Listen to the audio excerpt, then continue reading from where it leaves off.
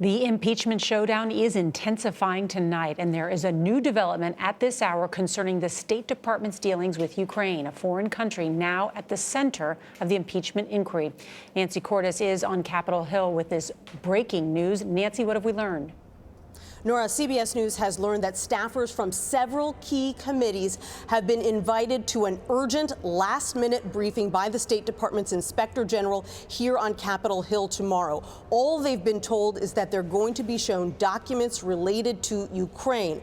This comes as the Secretary himself is on an overseas trip. Secretary of State Mike Pompeo glad-handed in Italy today while trading punches with Congress back home. In a scathing letter, Pompeo said impeachment investigators may not interview key State Department officials this week because they need more time to prepare. He accused Democrats of bullying his employees with their requests. Democratic leaders shot back that Pompeo is the one intimidating department witnesses in order to protect himself and the president.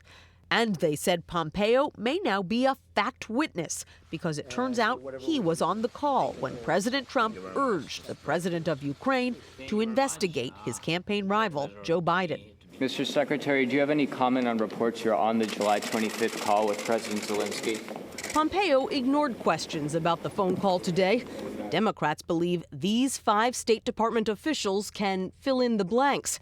So far, 2 have agreed to be interviewed, including Kurt Volker, the special envoy to Ukraine who abruptly resigned last week. Volker is a straight shooter.